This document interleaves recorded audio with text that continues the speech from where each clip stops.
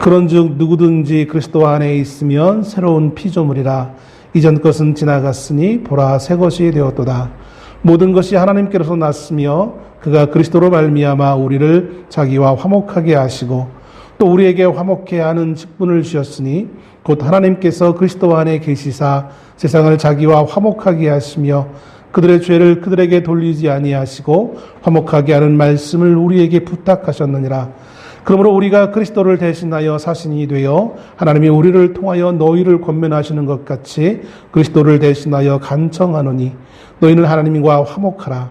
하나님이 죄를 알지도 못하신 이를 우리를 대신하여 죄로 삼으신 것은 우리로 하여금 그 안에서 하나님의 의가 되게 하려 하심이라. 아멘.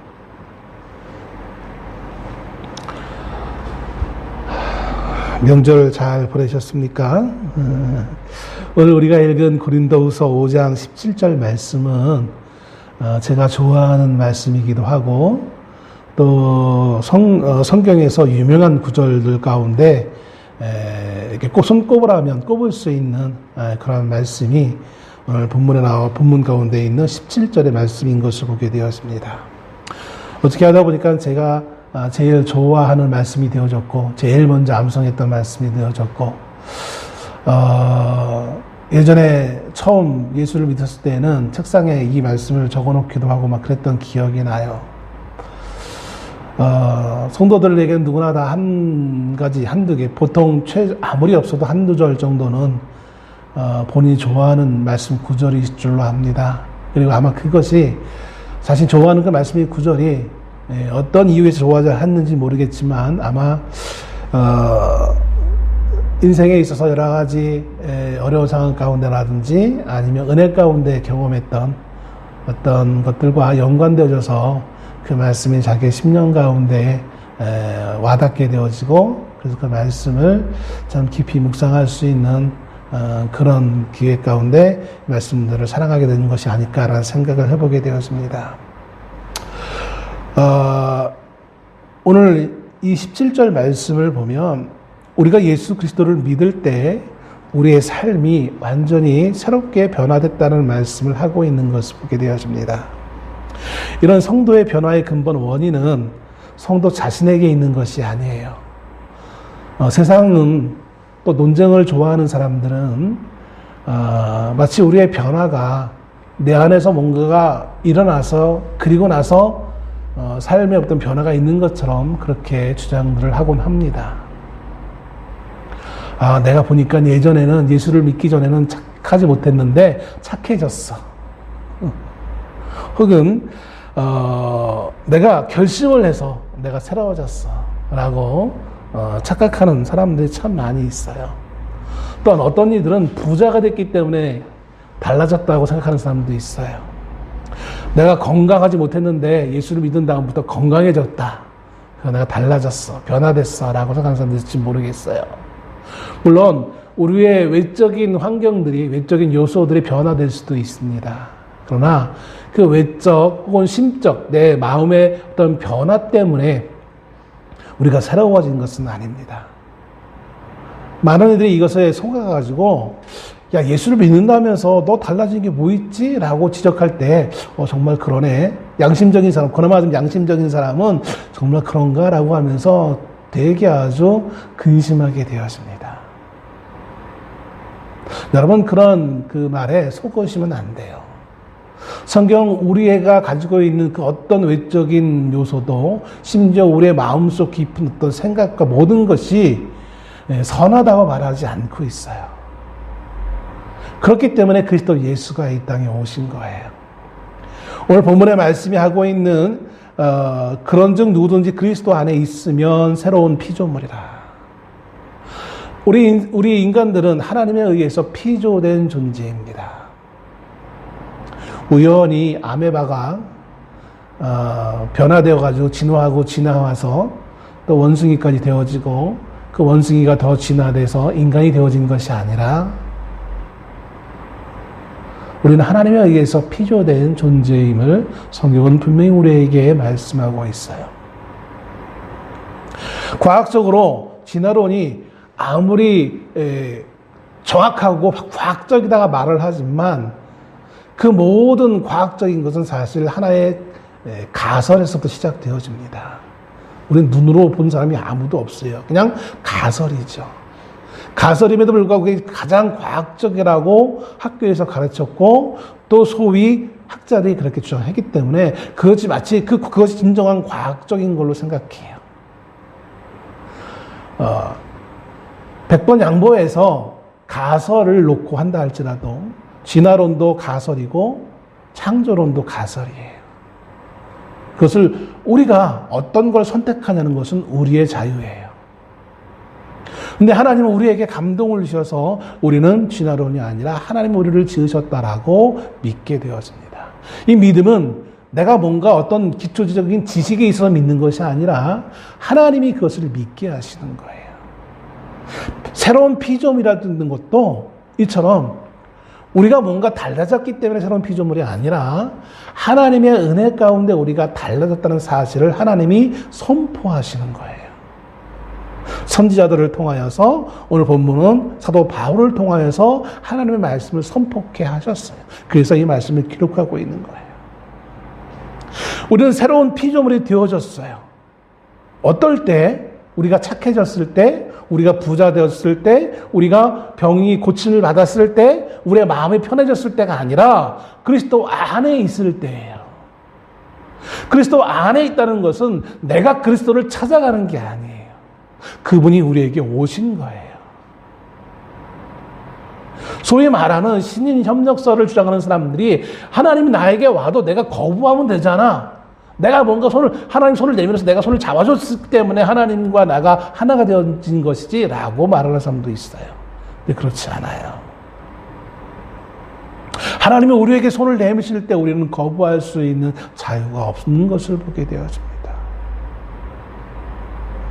세상의 대통령도 나한테 와서 대통령 손을 내밀면 그 손을 이론적으로는 거부할 수 있잖아요. 근데 사실 거부할 수 있습니까? 여러 가지 이유로 인해서 거부 못 하잖아요.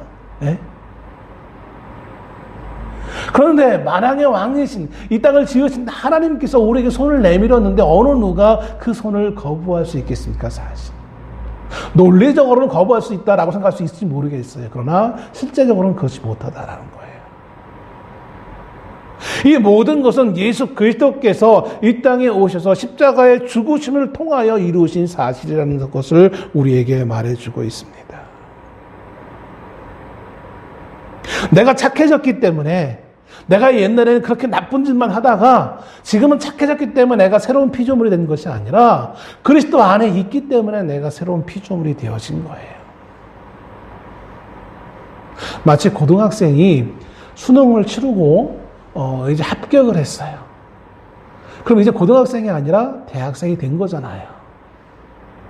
그건 변하지 않아요. 이게 조금 논리적으로 조금 동의가 안 되신다고 하더라도 제가 갑자기 생각하다 보니까 나온 말이기 때문에 뭐 이렇게 하면 말 꼬리 잡는 분들은 그래요. 아직 뭐 학교 안 갔잖아요.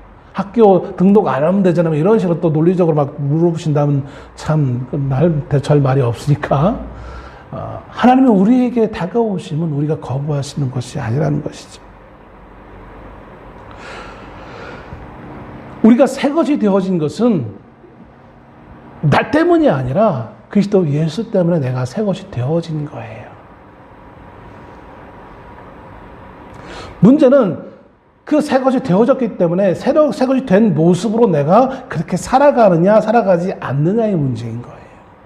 새로운 피조물이 되었기 때문에 새로운 피조물로서 살아가느냐 살아가지 않느냐의 문제인 거예요.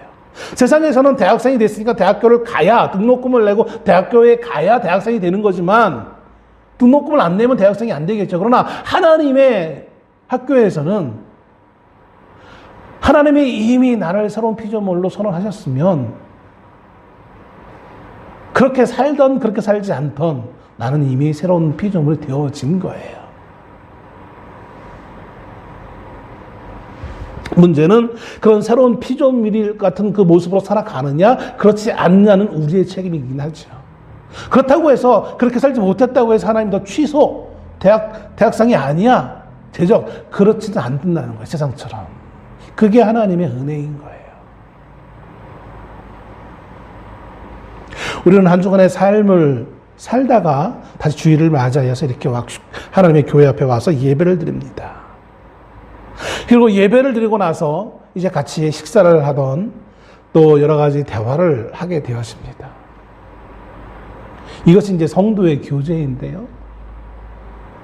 교회에서 우리가 예배는 1대1로 하나님과 나와의 관계 가운데 예배를 드리지만 그 예배 이후에 성도와의 교제는 너무나 중요한 거예요. 그 성도와의 교제 가운데 우리가 새로운 피조물로서 어떻게 살아왔는지를 서로 공개하고 서로 권면하며 서로 간증하고 이를 통해 하나님께 영광 돌릴 수 있는 귀중한 시간이 되어지는 것입니다. 그런데 우리는 일주일 만에 교회에 와서 무엇을 말합니까? 집사님 옷이 참 예쁘네. 그 옷 어디서 샀어? 오늘은 머리가 참 스타일이 좋네. 화장이 잘 받았네. 내지는 우리 어느 아무개 권사님네 딸이 어쩌고 아들이 어쩌고 목사님 아들이 어쩌고 딸이 어쩌고 이런 이야기나 혹 하면서 주일을 그렇게 보내고 있지는 않습니까? 내가 소유한 어떤 것들을 자랑하며 이 주일을 그렇게 보내고 있지는 않습니까? 내가 투자한 것이 이번에 올라가지고 돈을 많이 벌었어. 혹은 내가 투자한 거 잘못돼서 돈을 못 벌었네.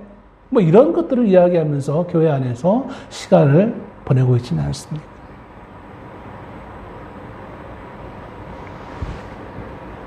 내가 얼마나 새로운 피조물로서 그렇게 한 주간을 살아왔는지를 고백하기보다는 여전히 옛사람의 모습을 가지고 옛것을 세상 것만을 자랑하고 세상 것만을 말하며 우리가 지내고 있지는 않습니까?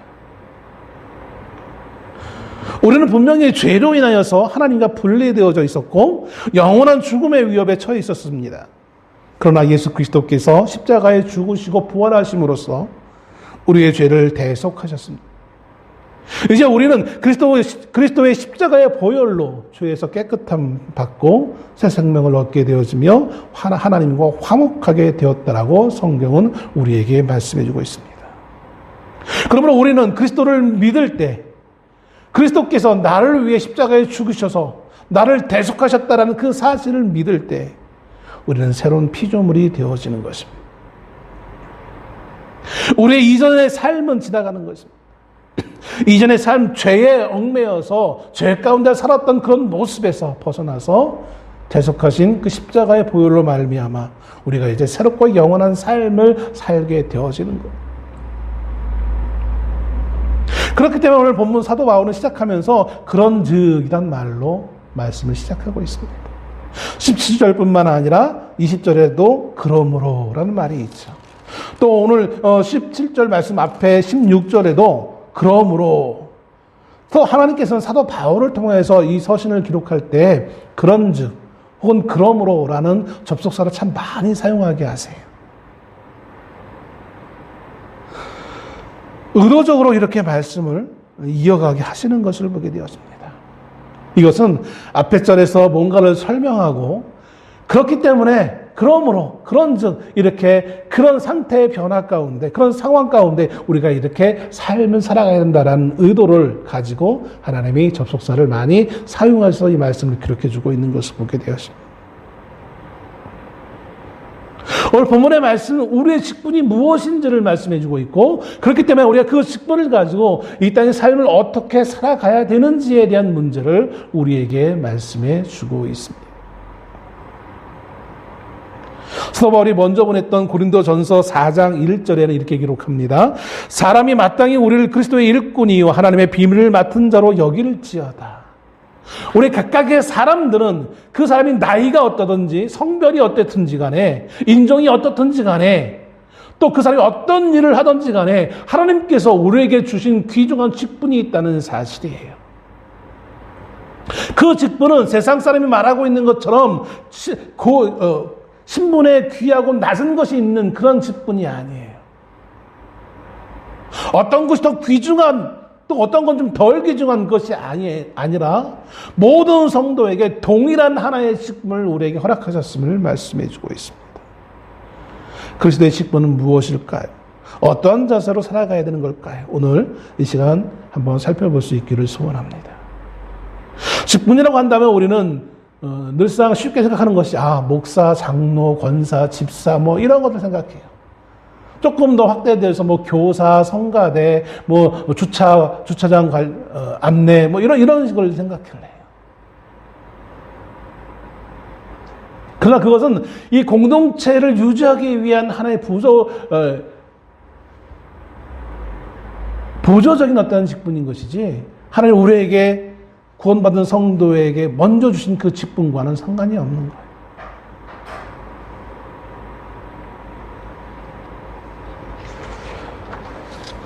우리에게는 누구나 다 동일한 직분을 하나를 가지고 있습니다. 예수를 믿는 그 순간 우리에게 매우 중요한 직분이 하나 주어지고 있는 것을 보게 되었습니다. 그리고 우리는 우리의 삶 가운데 그 직분을 수행하며 살아가야 되는 것입니다. 이 직분이란 다름 아니라 죄인들을 권하여 하나님과 화목하도록 하는 것입니다. 오늘 본문 18절에 모든 것이 하나님께로서 났으며 그가 그리스도로 말미암아 우리를 자기와 화목하게 하시고 또 우리에게 화목하게 하는 직분을 주셨으니 라고 말합니다. 하나님이 우리에게 주신 직분은 화목하게 하는 직분이라는 사실인 것입니다. 이 화목은 두 가지의 화목, 하나는 하나님과의 화목인 것이고 또 하나는 사람과 사람과의 관계 가운데의 화목을 의미합니다. 이 두 가지 모두 다 화목의 직분이에요. 오늘 한 가지만이 아니라 이 두 가지의 일을 동시에 이 땅에 우리가 살아가면서 할 수 있기를 하나님 지금 명령하고 있는 것을 보게 되었습니다. 우리가 이 화목을 수행함에 있어서 이 화목은 강제적인 것이 아님을 우리가 먼저 알아야 될 줄로 압니다. 이 직분이 정말 귀중한 것이고 반드시 수행해야 될 일인데, 그럼에도 불구하고 이것을 강요하거나 억지로 해서는 안 되는 거예요. 폭력적인 수단으로 해서는 안 되는 거예요. 데살로니가전서 2장 3절에 우리의 권면은 간사함이나 부정에서 난 것이 아니요 속임수로 하는 것도 아니니라. 세상은요 속임수로 모든 것들을 할 수 있어요. 너무나 좋은 건데 이걸 어떻게 좀 CF에도 그런 게 있잖아요. 이게 좋은데 이 좋은 걸 어떻게 좀 이렇게 하면서, 이 좋은 거니까 이걸 좀 속여면서까지도 이렇게 하는. 그래서 예전에 저 청년 때 어느 개척교회에 제가 있을 때 보면, 그때 유행했던 피라미드가 한때 유행했잖아요. 좋은 거라고 막 소개하면서 성공할 수 있다라고 얼마나 많은 사람들의 피눈물을 흘리게 했습니다. 복음도 마찬가지입니다. 우리가 복음을 전하는 것도 억지로 강요해서는 안 되는 거예요. 특히 예전에 중세시대에는 그랬잖아요. 그 지역에 우리식으로 얘기하면 시장이 그리스도인이면, 개신교인이면 전부 다 개신교, 캐톨릭이면 전부 다 캐톨릭, 억지로 하는.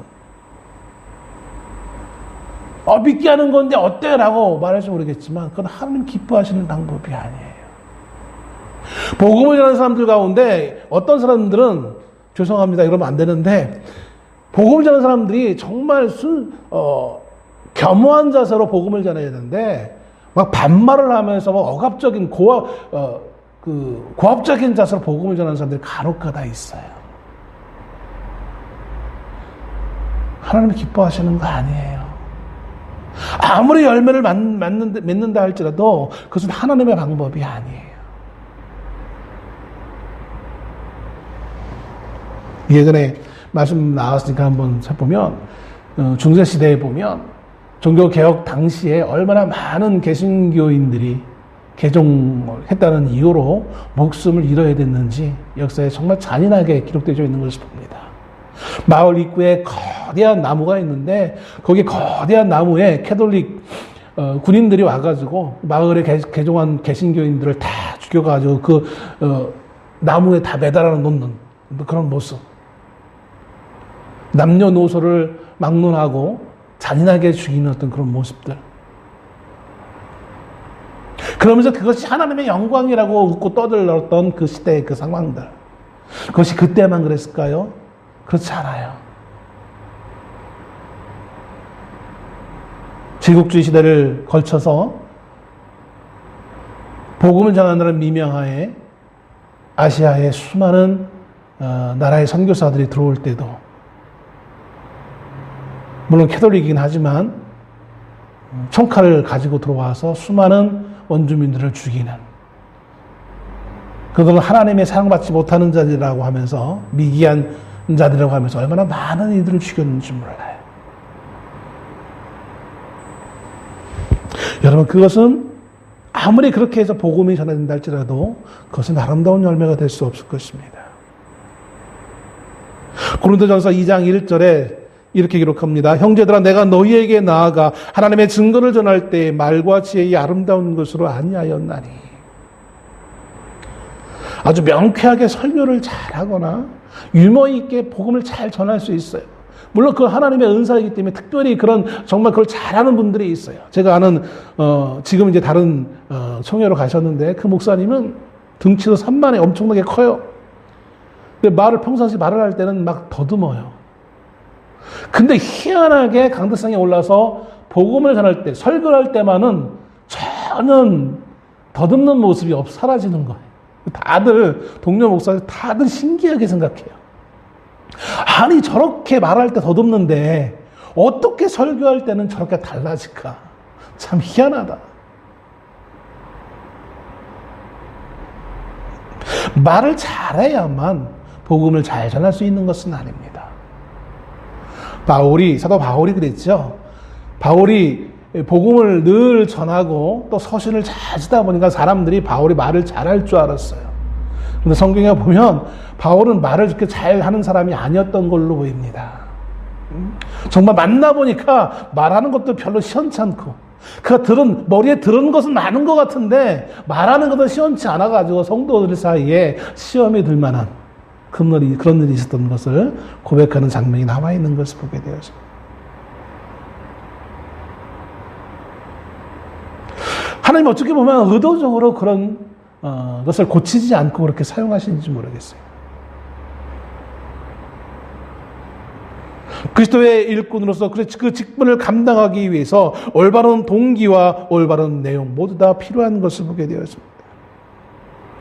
하나님께서 오늘서 바울을 통하여서 우리에게 직분을 이해하며 삶을 사는 데 있어 바르게 살기 위한 바람직한 동기를 우리에게 말씀해 줍니다. 오늘 본문과 본문 앞에 있는 전에 있는 말씀을 통해서 그 모습을 한번 살펴보려고 합니다. 우리 화목해하는 자로서의 성도가, 하나님에 의해서 화목한 자로서 부름받은 성도가 삶을 살아가는 데서 바른 자세, 첫 번째는, 제일 중요한 것 하나는 하나님께 대한 두려움을 가지며 살아가는 것입니다. 고린도후서 5장 11절 말씀을 봅시다. 5장 11절에 이렇게 기록합니다. 우리는 주의 두려우심을 알므로 사람들을 권면하거니와. 권면할 때에, 권면하는 자의 가장 큰 착각 속에 빠지는 하나는 뭐냐면, 내가 권면할 위치에 있기 때문에 권면한 걸로 착각한다라는 거예요. 내가 뭔가 그럴 만한 자격이 있으니까 하는 걸로 착각한다라는 거예요. 그러다 보면 권면함에 있어서 처음에야 겸손하게 하는 것 같이 하겠죠. 그러나 그것이 쌓이다 보면 어느 순간 그것이 마치 자신에게 대단한 큰 능력이 있는 것처럼 착각합니다. 오늘 하나님에 의해서 부름받은 화목해하는 자들은 제일 먼저 중요한 것은 하나님에 대한 두려움을 가지며 살아가야 된다는 거예요. 위에 있는 사람은 위에만 있다 보면 아래에 있는 사람들의 고통을 알지 못해요. 개구리 올챙이적 생각 못한다는 말이 그냥 나오는 게 아니라 자기도 분명히 그런 어려움을 당했어요. 왜 시집살이 아주 독하게 한 사람은 나는 나중에 안 해야지 한다지만, 그러나 보면 어떻게 하고 있습니까? 자기도 시집살이를 엄청나게 며느리에게 시키고 있는 자신을 어느 순간 발견하게 되었습니다. 그 사람이 특별히 악해서 그런 것이 아니에요. 자신의 위치를 어느 순간 상실하게 되었습니다. 우리는 주의 두려우심을 알므로, 성도라는 사람들은, 성도라고 부름받는 우리는 주의 두려우심을 아는 자들이에요. 이 두려움이라는 것은 단순히 무섭다라는 개념이 아니에요. 종교개혁자 존 칼빈은 이렇게 얘기합니다. 참된 경건은 하나님께 대한 경외와 사랑이라고 표현합니다. 여기서 말하고 있는 이 경외, 이게 두려움이에요. 무서워서 갖는 것이 아니라 저 높으신 분을 앞에 서 있는 나를 발견할 때, 그 지극히 높으신 분과 나의 위치를 비교해 볼 때 어쩔 수 없이 여며지는, 어쩔 수 없이 자기 자신을 돌아보고 낮출 수밖에 없는 그 상황에 처해 있는 것, 이게 경외라고 할 수 있는 거예요. 그게 두려움이라는 것입니다. 빌립보서 2장 12절에서도 두렵고 떨림으로 너희 구원을 이루라 라고 말씀합니다. 성도의 삶의 모습은 늘 하나님 앞에 하나님을 두려워하며 하나님을 경외하며 하나님 향한 경건함을 가지며 살아가는 존재여야 된다는 거예요. 그래야 월권하지 않아요. 그래야 넘어지지 않아요. 그래야 교만해지지 아니하고, 그래야 성도들의 아픔을 우리가 이해할 수 있어요.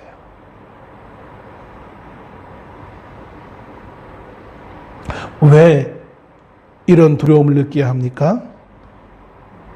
그 이유는 하나님을 기쁘시게 하는 자가 되기를 힘써야 하기 때문에 그래요. 하나님을 두려워하지 않으면 하나님을 기쁘시게 할 수 없어요.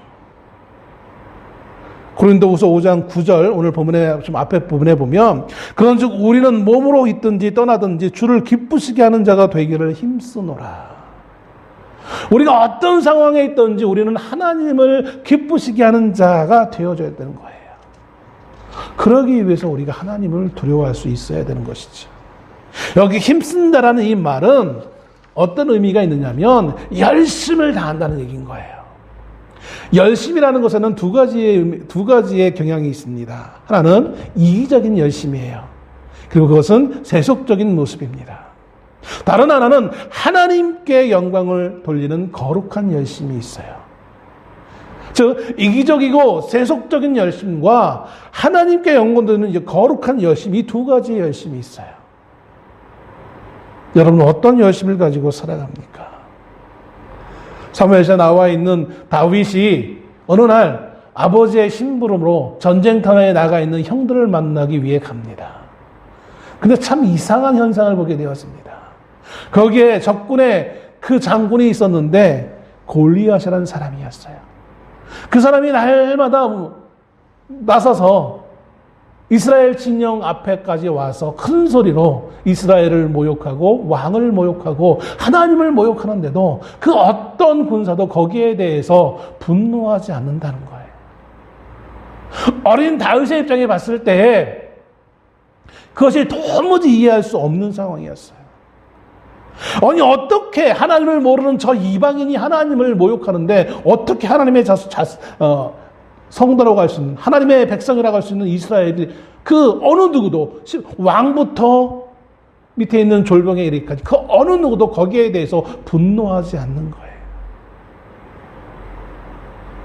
비록 다윗이 칼을 잘 쓰지는 못하고 그가 아직 어리고 그 키가 작기 때문에 제대로 무장을 할 수는 없을지언정 그는 그것을 도무지 넘어갈 수 없었던 거예요. 그래서 그는 담대하게 그 골리앗 앞으로 나가는 것을 보게 되었습니다. 그것이 다윗의 거룩한 열심이었어요. 이 거룩한 열심은 누구나 가질 수 있는 것이 아니에요. 하나님을 사랑하는 자, 하나님을 기쁘시게 할 마음을 가지고 있는 자가 가질 수 있는 이 거룩한 열심이었던 것을 보게 되었습니다.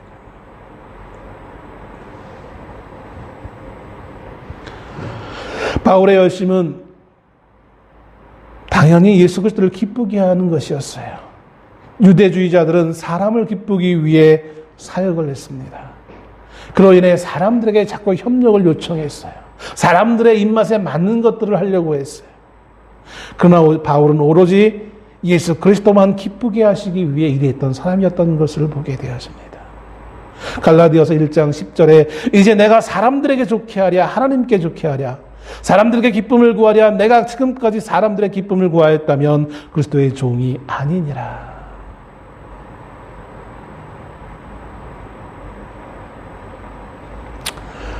화목해 하는 자의 삶을 살기 위해서 우리는 하나님을 두려워할 수 있어야 됩니다. 그 하나님을 두려워하기 위해서 우리는 하나님을 기뻐하는, 하나님을 기쁘시게 하는 삶으로 살아가는 자가 하나님을 두려워하는 자예요. 하나님을 두려워한다고 하면서 어떻게 사람들을 기쁘게 하기 위한 행동을 하고 하나님을 기쁘게 위한 행동을 하나도 하지 않고 있습니까? 사람들의 정치와 철학과 사회, 문화 관련되어지는 것은 열심히 하면서 하나님을 기쁘시게 하는 것은 아무런 관심을 갖지 못하고 있는 오늘날 성도들의 모습을 발견하게 되었습니다.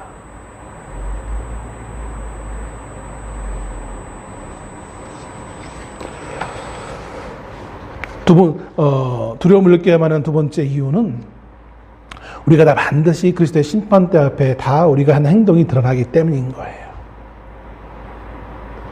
우리가 몰래 한 행동들, 아무도 모를 거야 라고 했던 그 모든 것들이 마지막 때가 되어지면 하나님 앞에 다 드러나게 되어집니다.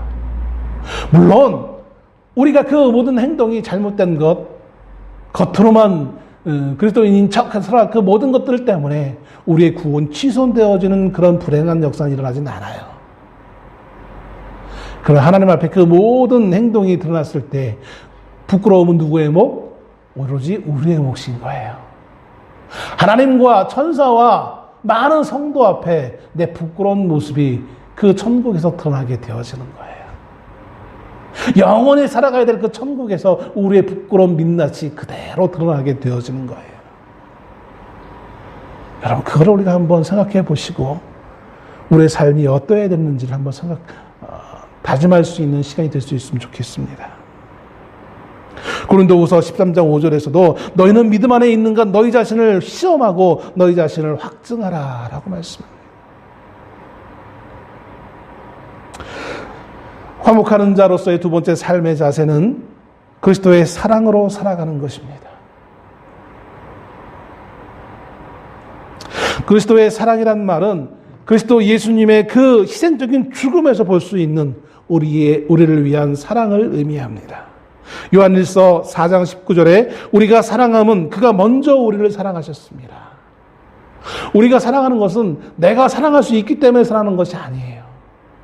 주님께서 우리를 먼저 사랑하셨기 때문에 그 사랑을 입은 자로서 마땅히 우리 또한 그렇게 사랑해야 된다는 것이죠.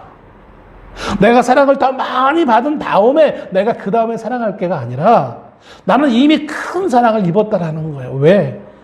앞에서도 말씀하셨던 것처럼 구원받을 수 없는 이 악한 인생의 삶을 살고 있던 나를 대속하여서 십자가에 죽으셨기 때문에 그런 거예요. 하나님은 우리가 사랑스럽지 않을 때 우리를 사랑하셨어요. 우리가 경건하지 못한 때, 우리가 아직 죄인이며 우리가 원수 되어졌을 때 우리를 먼저 사랑하셨어요. 아, 요 놈이 좀 내가 키울만 하니까 우리를 사랑하신 게 아니에요.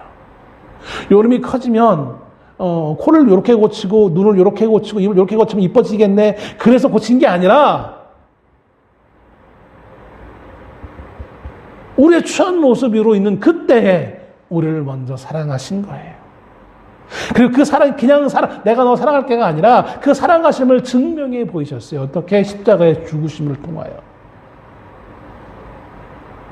십자가의 돌아가심을 통하여서 세상을 사랑하심을 증명해 보이셨고, 교회를 사랑하심을 증명해 주셨고, 나 개인, 이 죄인을 사랑하심을 하나님은 입증하셨습니다. 예수 그리스도께서 무엇 때문에 돌아가셨는지, 무엇 때문에 십자가에 돌아가셨는지 생각해 본다면 우리가 사랑하지 않을래야 사랑하지 않을 수 없는 거예요.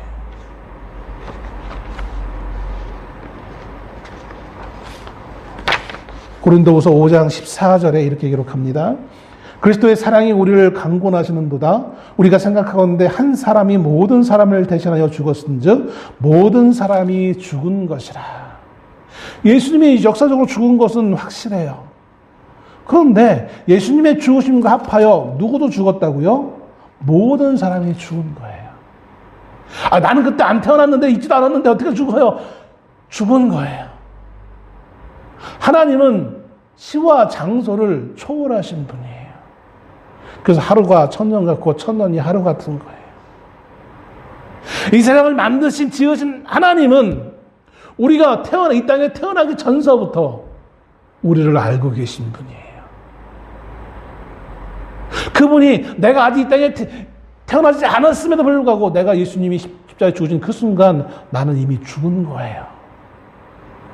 여러분, 이것이 믿음으로 받아들여진 은혜가 있기를 소원합니다. 이 구절의 시제를 보면 분명히 앞으로 죽을 것이다가 아니라 이미 죽었다라고 말씀하고 있는 거예요. 여러분, 우리는 태어나면서부터 이미 죽은 사람이에요. 예수를 믿는 사람은 태어나면서부터 이미 죽은 사람이에요. 그래서 새로운 피조물이 된 거예요. 옛사람은 죽은 거예요. 세상을 사랑하고 세상 것만을 좋아했던 그 모습은 이미 죽은 거예요. 로마서 6장 12절에 그러므로 너희는 죄가 너희 죽을 몸을 지배하지 못하게 하여 몸의 사욕에 순종하지 말고. 이미 죽었기 때문에 죄가 다시 우리를 움직이도록, 우리를 지배하도록 그냥 놔두지 말라는 거예요. 그 죄와 피 흘리기까지 싸우라고 말씀하고 있는 거예요. 좀 거절하라는 얘기예요. 좀 거절하려고 하는 시도를 좀 하라는 얘기인 거예요.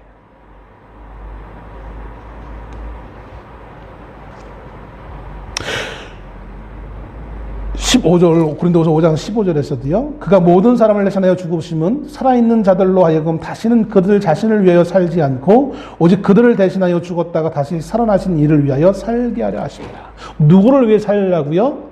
예수 그리스도를 위해 살라는 거예요. 우리를 위해 십자가에 죽으신 그분을 위해 우리가 살라는 거예요. 이게 화목하는 자의 삶의 모습이에요. 이게 사랑하는 자의 모습이라는 거예요. 주님을 사랑하는 자의 모습이 이런 거예요. 그래서 그렇게 사랑해서 어떻게 무엇을 이루려고 하느냐? 데살로니가전서 5장 10절에 이렇게 기록합니다. 예수께서 우리를 위하여 죽으사 우리로 하여금 깨어있든지 자든지 자기와 함께 살게 하려 하셨느니라. 우리가 예수와 함께 살도록 하기 위해 예수님 십자가에 죽으셨어요. 내가 사랑하는 것은 주님이 나를 사랑하셔서 주님이 사랑하신 그 사랑과 같이 나도 사랑하는 자가 되어져서 주님과 함께 살도록 하시기 위해 내가 사랑하며 살아가는 거예요. 이게 화목해하는 자의 직분을 가지고 있는 삶의 모습이라는 거예요. 왜 화목해하는 자의 삶을 살아야 되느냐? 주님과 함께하기 위한 거예요. 마지막 세 번째, 삶의 바른 자세는 그리스도의 부탁을 가지고 살아가는 것입니다. 오늘 18절에 모든 것이 하나님께로서 났으며 그가 그리스도로 말미암아 우리를 자기와 화목하게 하시고 또 우리에게 화목하게 하는 직분을 주셨으니. 누가 주셨어요? 주님이 우리에게 이 직분을 주셨다라는 거예요. 직분을 주셨다라는 것은 이 직분을 해도 그만 안 해도 그만이 아니라 주신 데에는 목적이 있는 거잖아요. 이 직분대로 살려는 거예요. 주님의 부탁하심이요 주님의 명령인 것입니다. 그리고 이것의 핵심은 화목인 거예요. 죄로 인해 인간은 하나님과 원수가 되어졌었어요. 그분과의 교제가 단절되어진 거예요. 그분과 함께 할 수 없는 거예요. 그거의 산 증거가 뭐냐면 아담과 하와가 에덴 동산에서 더 이상 살지 못하고 에덴 동산에서 쫓겨나잖아요. 너 왜 내 말 안 들었어? 안 들었으니까 미우니까 넌 나가. 이런 개념이 아니에요. 그 죄의 문제가 하나님과 함께 할 수 없는 근본적인 원인이 된 거예요. 사랑하시지만 함께 할 수 없는 거예요. 죄가 하나님과 우리와의 관계를 끊어버리게 하는 거예요. 그러나 십자가의 사역을 통해 예수 그리스도께서는 인간과 하나님이 다시 가까워지도록 하신 것이죠. 죄악된 세상과 화목해 하셔서 사랑을 가지고 하나님이 우리에게 얼굴을 향할 수 있도록 하신 것이 그리스도 예수의 십자가의 죽으심인 것입니다. 화목해 한다는 이 말에 단어의 원뿌리를 찾아보면 어떤 의미가 있느냐면 철저히 바꾼다라는 의미가 있어요. 철저히 바꿉니다. 누가 바꿉니까? 내가 바꾸는 게 아니에요. 하나님이 바꾸시는 거예요. 이 말은 하나님과 세상 사이의 관계가 완전히 변화되어졌음을 말해주고 있습니다. 하나님께서는 우리에게 화목해 하는 직분과 화목해 하는 말씀을 위임해 주셨어요. 옛날 로마 시대에는요, 두 지역이 있었습니다.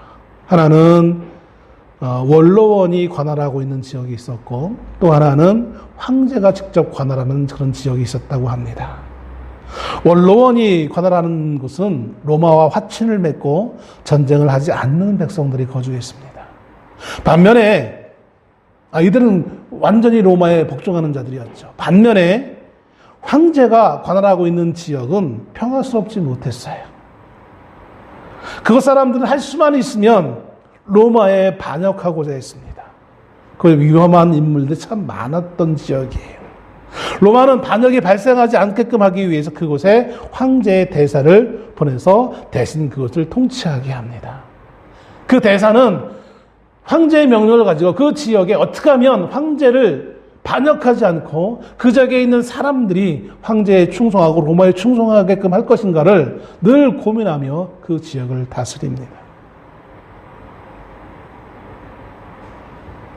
이 세상에서 그리스도인들이 그리스도의 사신이라는 말을 하고 있다는 것은 이 세상이 곧 하나님께 반역하는 곳임을 의미합니다. 로마 시대로 말한다면 원로원이 통치하는 지역이 아니라 황제가 직접 통치해야 되는 지역이에요. 그래서 황제가 직접 갈 수 없으니 대사들을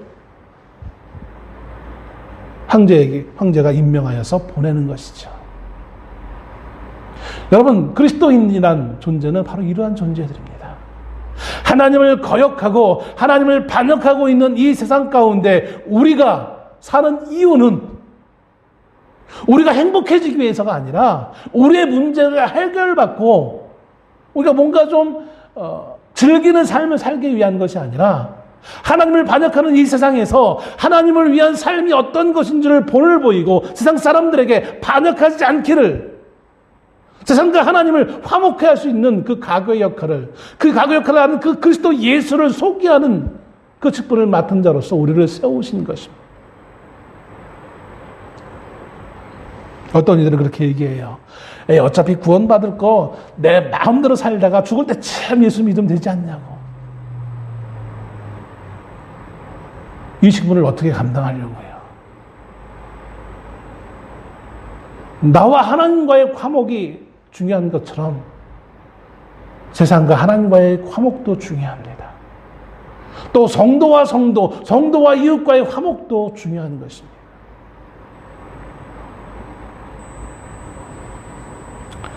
단지 존재하는 것이 중요한 것이 아니라, 존재 자체가 목적이 아니라 우리가 어떻게 살아가야 되는지.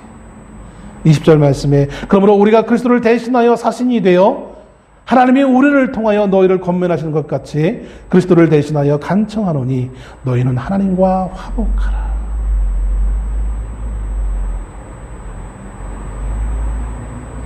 사도 바울과 바울의 일행이 고린도후서에서 고린도 교인들에게 말을 하기를, 그리스도를 대신하여 사신이 되어 하나님이 우리를 통하여 권면하신다. 그것처럼 우리도, 그 권면을 받은 우리도 다시 교회를 향하여 권면하는데 화목하라는 거예요. 고린도 교회뿐만 아니라 베델 교회도, 이 세상에 있는 모든 교회도 이 화목의 직분을 가지고 화목하는 삶을 살라고 권면하십니다. 하나님과 우리가, 하나님과 내가, 또 이웃에 있는 내 가족과, 내 옆에 있는 가족과 또 이웃들과 화목의 직분을 감당할 수 있는, 화목할 수 있는,